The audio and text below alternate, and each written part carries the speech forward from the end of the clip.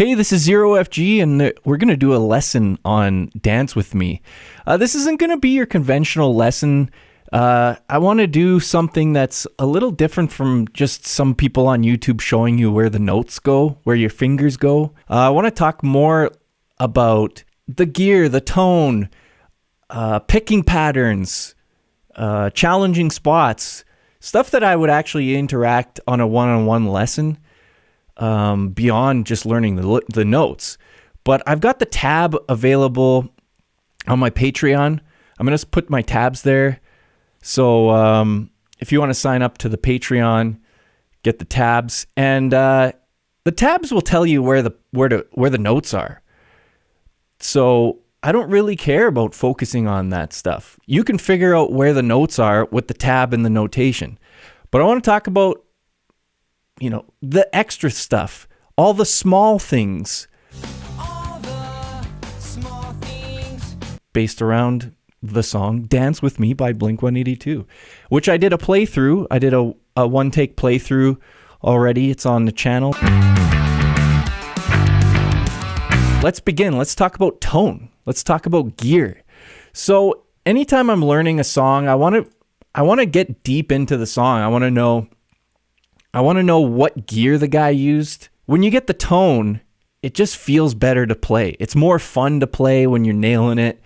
So I want to get the tone. And this is a big problem with musicians is you just buy more basses. It's a problem. I just bought a new bass today. I mean, how many P basses do I got? What does Mark Hoppus use? So I pull up equipboard.com. I don't know if this is the go-to place or not, but this is something. It's showing P-Bass, SVT cabinets. Okay. A P-Bass goes with an Ampeg SVT quite well, in my opinion. All right, so he's got the signature Mark Hoppus bass, some Tortex. I mean, I used a Tortex pick on the recording. This Chandler Limited Germanium drive. Okay, well, there's drive on the song. I mean, let's go and check out the song.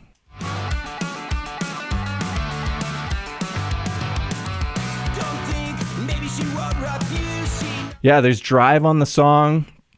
So maybe there's something there to that. Something that I use is the Geddy Lee SansAmp. Now, talking about SVT, I think the SansAmp kind of does the SVT tone quite well in a rack mount unit. And actually, I really love this Geddy Lee signature SansAmp. And I've tried the original, and it doesn't do it as well as this SansAmp here, the Geddy Lee signature SansAmp. And the cool thing about it is it splits the channel. Now this works really with pro audio gear. If you got your interface on the computer or on a live setting where you're going to plug into their board and stuff, I'll take this to a gig. But yeah, I really love this, and it's so great because it splits the channel. And the problem with drive pedals a lot of the time is it kind of messes up your low end. So it's nice to split the channel. And this one, you have one channel that's drive, that's got a drive. You can crank that distortion up. It's pretty good. It's got an EQ, and then it's got the saturation channel, which I'm using for my foundational tone.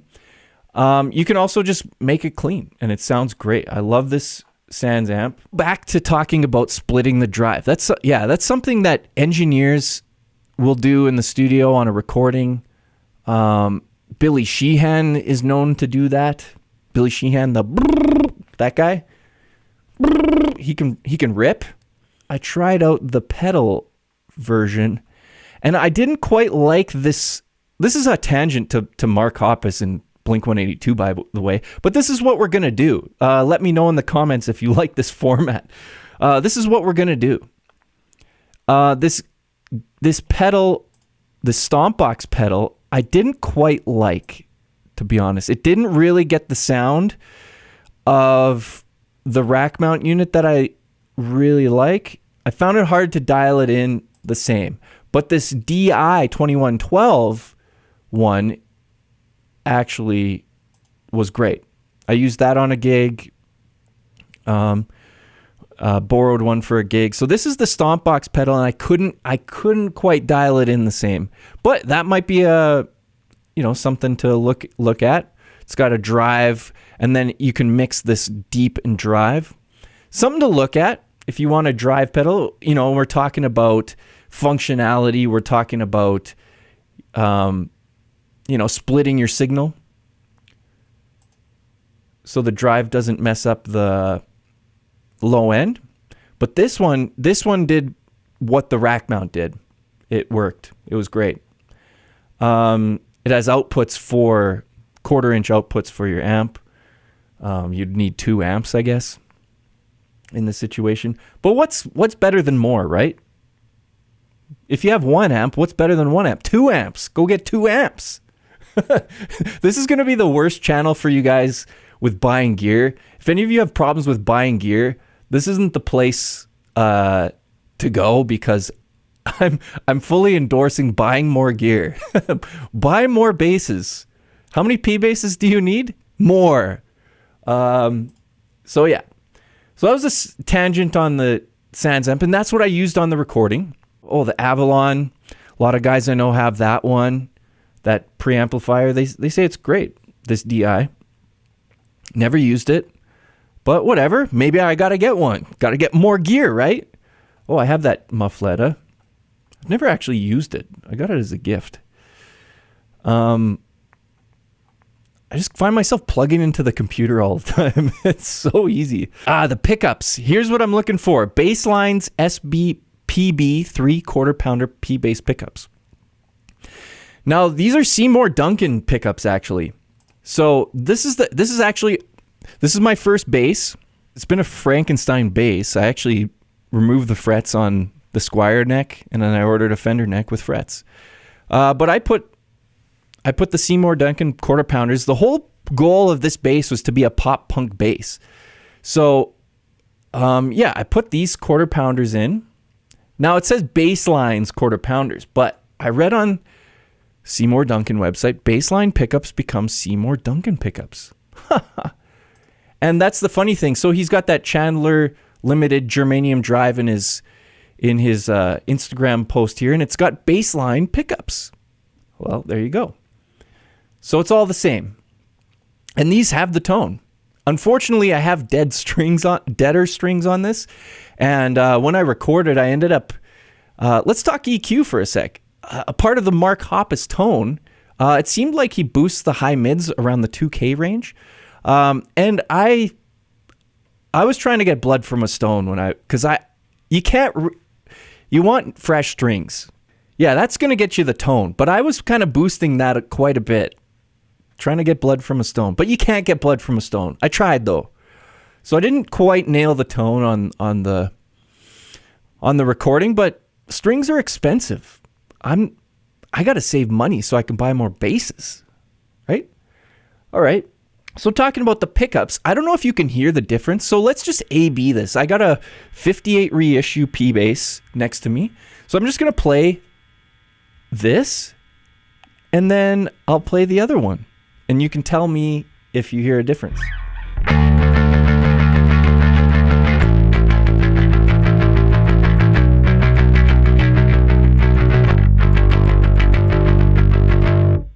And they have the same strings, by the way, and they're both dead.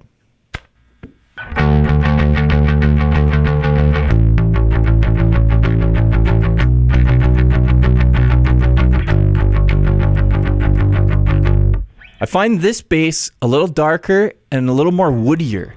When I play it, it just sounds like there's some wood, you know? There's wood.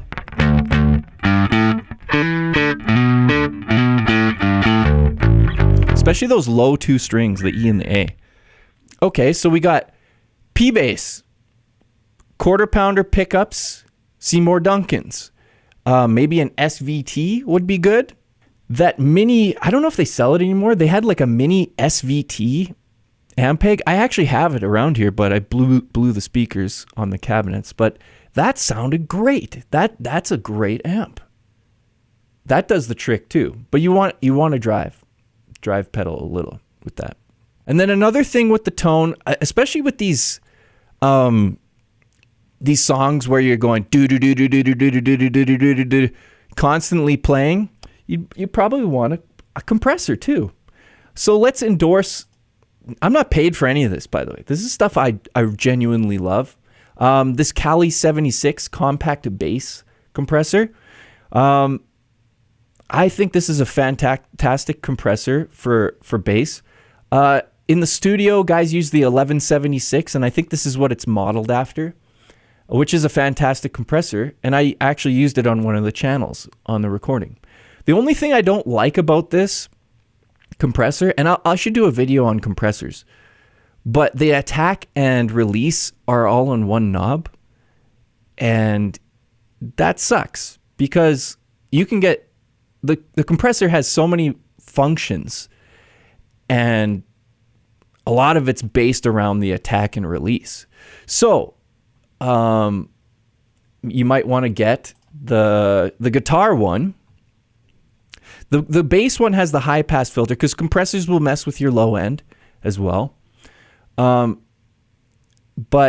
this guitar one has the attack and release independent, which might be useful to you. Let's talk about the pick. Okay, we need a pick. Pick a pickup. He uses a Tortex according to that website. And I was just using a Dunlop Tortex 0.73. I probably would want a thicker pick. But this, I like this because I kind of like the flap. There's some tone aspect to the flap of a pick. It just kind of satisfies me. And I like this 0.73 millimeter Tortex pick. I love it on bass. I think when you're playing, there's sort of an aggressive sound to his picking. I kind of wonder if he's angling it a little bit.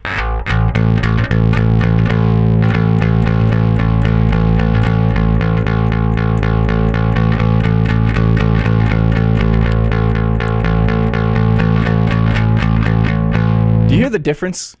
Just going to turn the GoPro on so you can get a close-up. Flat.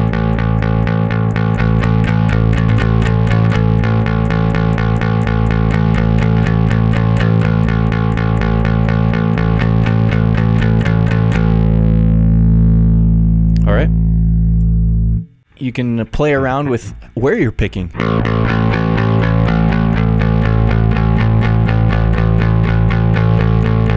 Kind of a sweet spot around here that I really like. Something that I really found in doing the B Suite by Japanese Breakfast recording, which is also on my channel.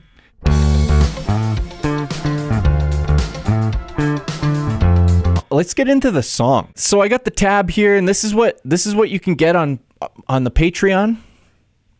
Patreon.com/xerofg, XEROFG. Before we begin, let's talk about the foundations of the song, so that if you ever get lost, you know there's 4 notes you can always fall back on. So the 4 notes, D, A, B, and G. You always have a place to fall back on. If you ever get lost, it's one of those notes, and you can kind of just fall back on it. Don't worry about the rhythms. Just find your way back to the note, and then find your way to the rhythms. Okay, we're going to focus on all the small things. All the small things. This is what I'm about, focusing on all the small things. So let's just take the intro, for example. Now, you might think repetition is logical. Do-do-do. You hear that? Dee-dee. Do-do-do. Do-do. And it's not going do-do-do, dee-dee-dee.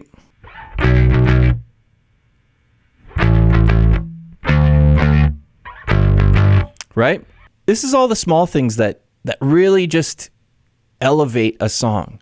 I guess it's ear candy, you know, because the funny thing is people criticize Blink-182 like, oh, it's so easy. It's just the same 4 chords. It's repeated 8 notes on the bass, right? But it's all these little things that make it great. And it's crazy how many unique sounding songs that Blink-182 has. of similar chord progressions, similar keys. That's a cool thing I noticed in the intro. And at first I was just kind of, my first listen, I thought, oh, it's the repeated thing. But it's not. Dee-dee, doo-doo-doo. Dee-dee-doo-doo-doo. Doo-doo. All right, let's talk about the verse.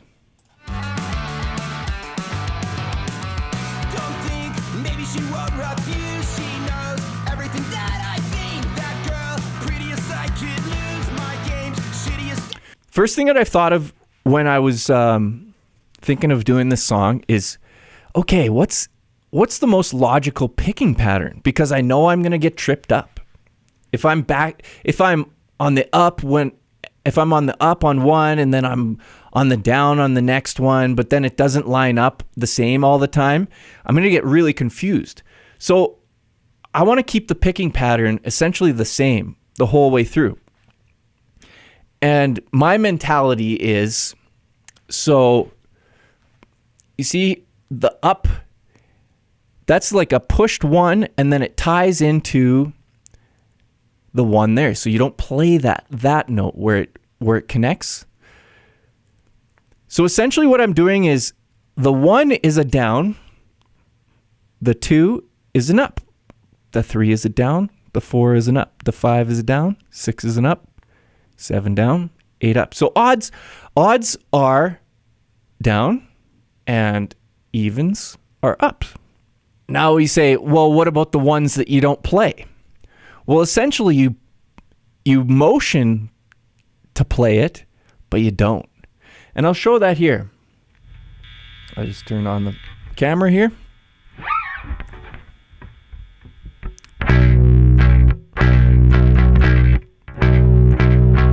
Let's do it slow.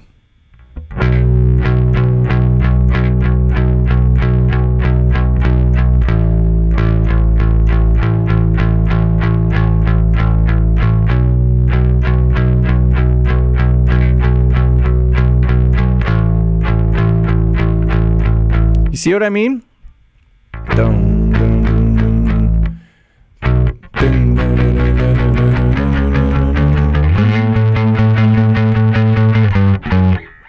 It's even on that one.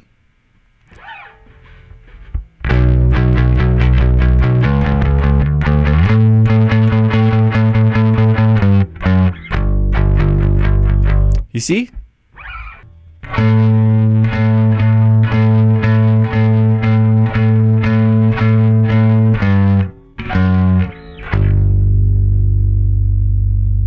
So that's what I want you to focus on. And essentially, I figured this out all while driving. So in my hand, I'm just going. And then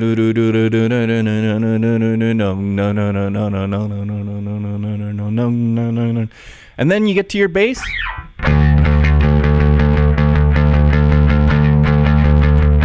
You just rock on one note.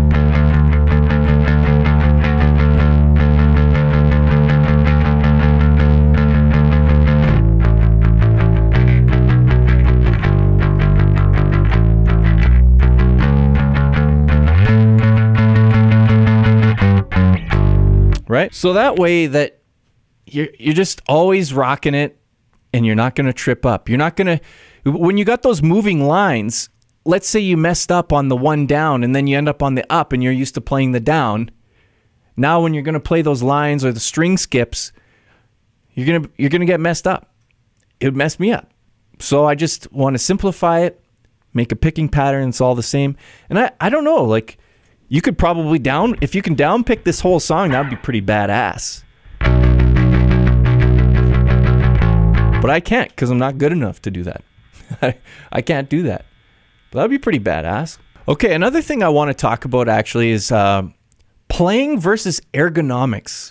Sometimes I play stuff that doesn't make sense fingering wise. Yeah, it would be easier to play it this way, but I played a more difficult way. And why would I do that? Because actually that's one thing I love about the P bass is that playing an A here sounds so different from here.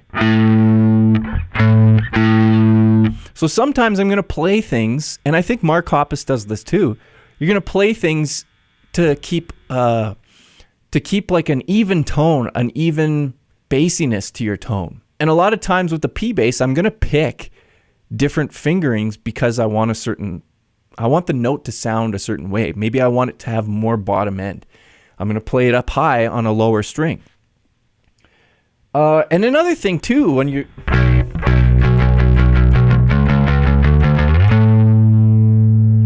that slide, that's so cool. It just these are just all the small things that make a good song a great song. And that's why these guys are great, because they understand all these small things. You might think it's simple, but it's really special.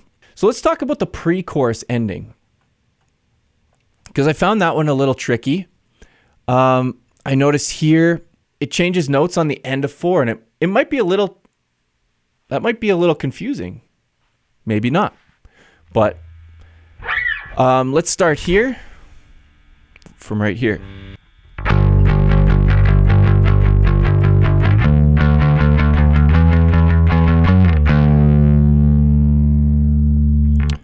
So that might be something you want to drill. And this is really what practice is all about. You take these spots, maybe you're getting all the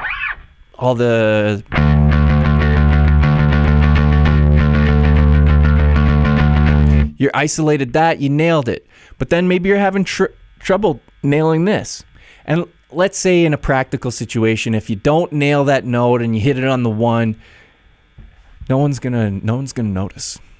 Playing it live, no one's gonna notice if you mess up a couple notes. People don't notice, so don't sweat about it. Maybe James Brown or Prince would know, but maybe I'd know. But I ain't gonna hate you for it. You're only human. So you drill that if you're having trouble. Okay, let's talk about the chorus. Essentially, it's a straightforward, similar picking patterns, just different notes.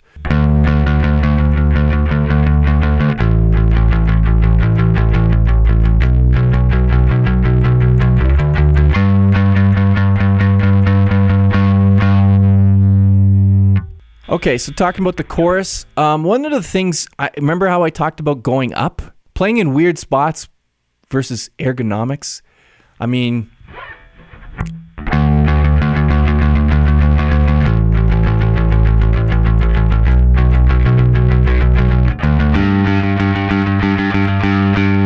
right? I don't have to move my hand at all. That's the chorus. But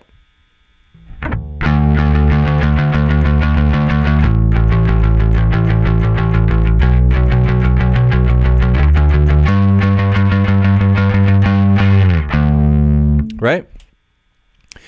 And something that I would practice, and this is something that I did a lot in upright bass when I was playing upright bass, is practicing the slides like that to get your hand in, because maybe in another song you want to go to a different, you're going to play up here, you're going to diddle up here.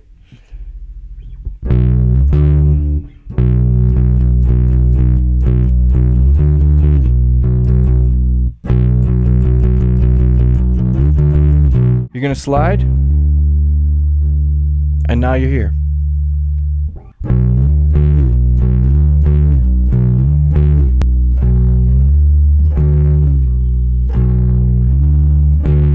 So that might be an exercise that you want to do.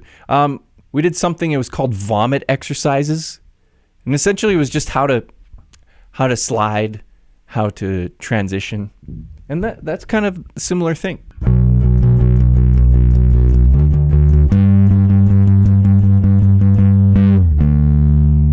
Right? So you can do that and just workshop that for a bit.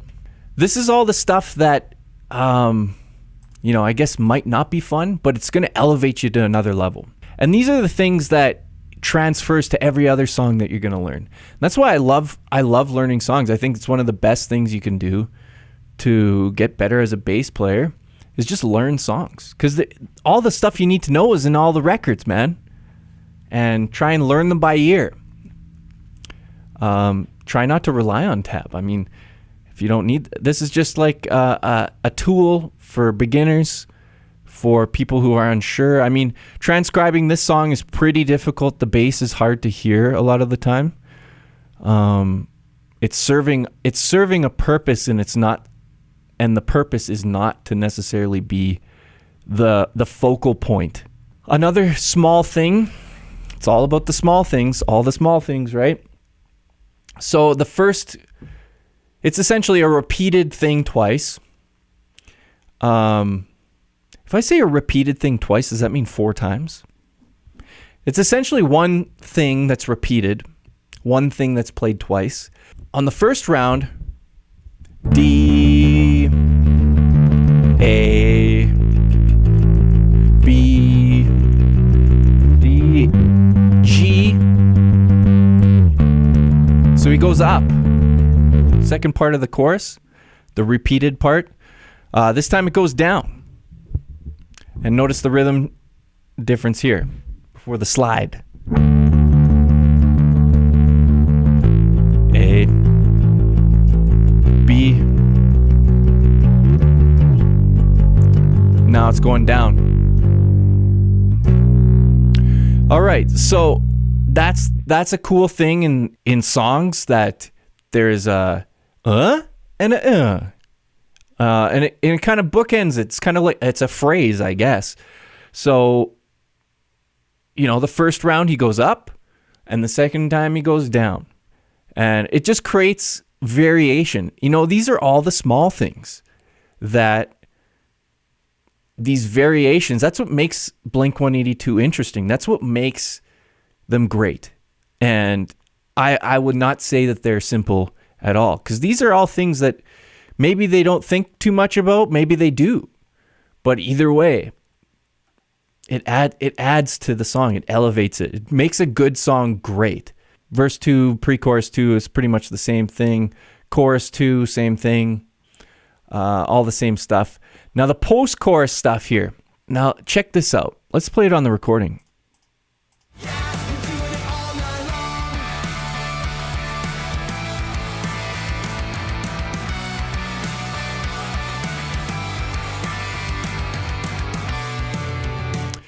Now, you might think that the bass is playing, and this is the great thing about the bass and drum relationship is, and especially the way that the bass is put in the mix. And like I said, the bass isn't mixed to be the focal point, right? The bass is there in this song serving a purpose. And the cool thing about the bass and drum relationship is that the drummer can essentially imply that there's more rhythms going on in the bass. You think you're hearing the bass going do do do do do do do, even if the bass is going do do do do. When the drums go do do do do do do, but the bass is going do do do do do do do. It sounds like do do do, like he's giving her, right? And the cool thing about doing this and lightening up, and when the drums are going instead of following him, is it sort of actually gives a little bit of sonic real estate, that you're not muddying up the mix extra, and you're allowing it to pump different. If you're going dugga on the bass, there's this consistent rhythmic aspect to it, while the drums are going dugga. But if you're going doom, doom, doom, doom, there's going to be more of a pump there.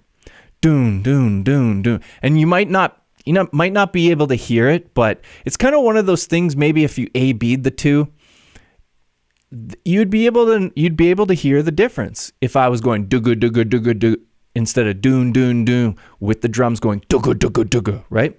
So this post-chorus really just lightens up.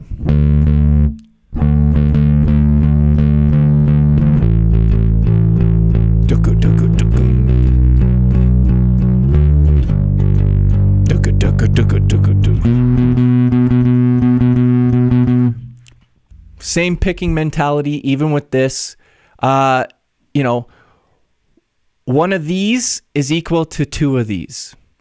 So, down, down, down, pick me up, I'm falling. Down, down, down, down. All right. Same picking pattern. So when you see that, down, down, down, down, down, down, down, up, down. All right. So if you workshop that, break it down and try that. So let's talk about this bridge. Now, this bridge was really, really tough to hear, actually. And this is another case of the drums making you perceive that the bass is playing more rhythms. You know, you might be hearing, right? But this is, again, you know, this is a bridge. And the cool thing about the bridge, I mean, he could play that same thing.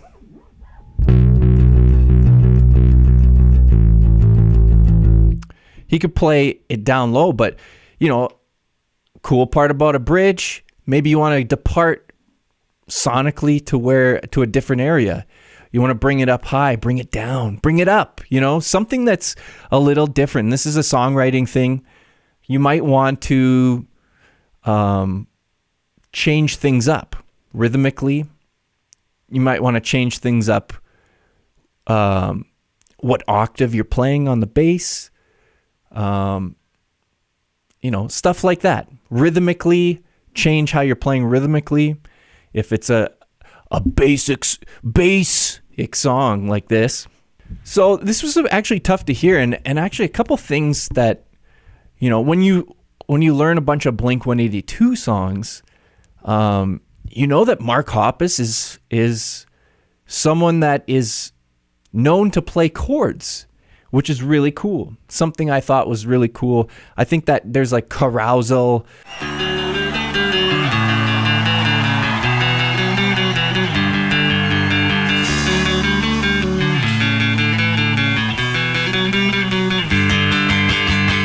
That was really cool when I was starting to play bass, and my friend who was learning bass, he learned it, and I was jealous. Whatever. So I had to learn it too, and I found it really hard. It's kind of tricky. But yeah, same picking principle.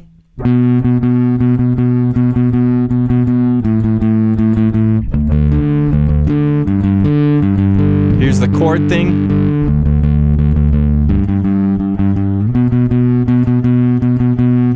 Rhythmic difference.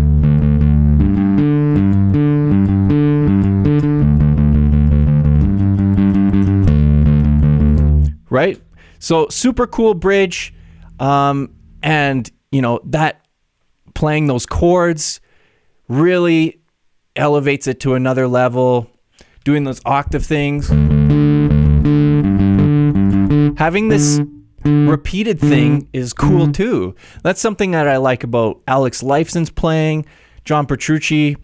You know, they'll change chords, but they have maybe the two open strings ring out in all the chord variations that they're playing, those arpeggiated chords.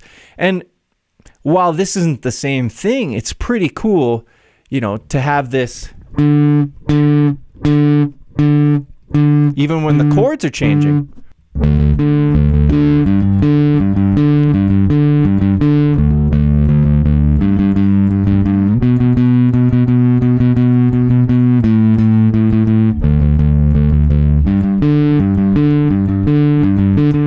Super cool.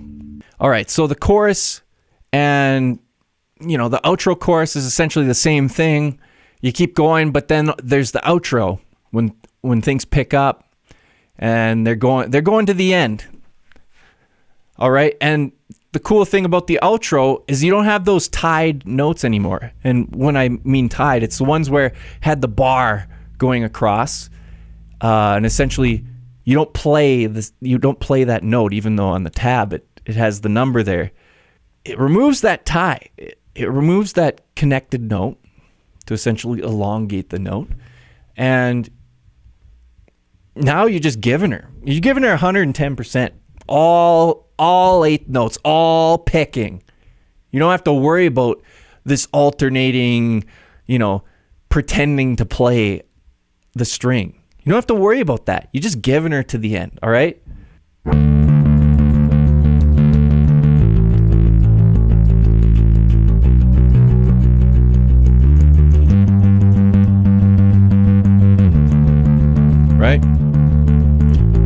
giving her.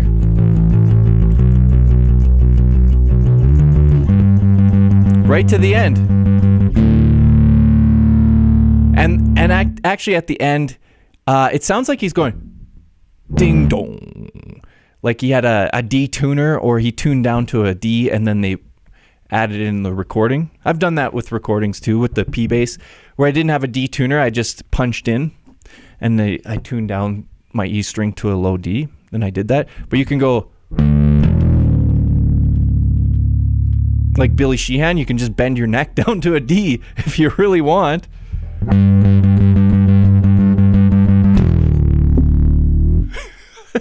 You could do something weird like that, but it's not very effective, I guess, in this situation, because you want to nail that. You want to nail that ending on that D. So, yeah. So this is I got just the tab, just the notation. Because actually, something that bugged me when I bought Led Zeppelin tab books is it had the notation in the tab, and it kept confusing me. The reason I like having the both is because the one gives the rhythms really, the notation gives the rhythms really well. But yeah, it's kind of harder to read when you have both and you only know how to read one. So yeah, if you go to the patreon.com/0FG, XEROFG, I think that's what it is. You can sign up there, and you can get all the tabs that I'm going to do. So I'm going to continue doing these types of videos, and this is the type of lesson videos I want to do. I don't want to necessarily teach the notes, because that's easy. I want to teach about all the small things. I want to focus in on a picking pattern, challenging spots on the song. And if this is something that you're interested in, let me know. If this format sucks, let me know, because I'm just starting this out, and yeah, I'm just freeballing it too, right? I got some notes here, but I'm doing this live, and then I'm editing it down. Gonna just take the approach of like all the details that I'd maybe want to focus on in a lesson. Someone comes to the lesson, they learn the songs, but let's make you play even better. Let's not just play the notes. This is a problem that when you see guitar players switch to bass because they didn't have a bass player, a lot of times you can tell, even though the guitar player is playing all the right notes, the big thing is the guitar player, and there's some guitar players that really switch to bass really well. They understand the differences. But the thing that the guitar players don't understand is how to actually touch the bass. All these small things, where to pick, how to get the right tone, even just how to maneuver around the bass. Different bass techniques, different muting things. Because even though this bass is very simple, you can get so many different tones out of it. It's pretty crazy. And once you unlock that, it becomes your favorite bass of all time. It's like a desert island bass.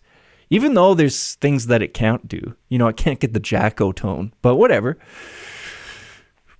This is what I'm going to do. So every song that I cover, I want to have a tab and a lesson like this, where we talk about the tone, the gear, and trouble spots on the song, tricky spots, different things to isolate. So let me know in the comments, like and subscribe, as the YouTubers say, and I guess that's what I'm kind of doing now. All right, so like and subscribe. That was Dance With Me by Blink-182. I'm 0FG. Take it easy.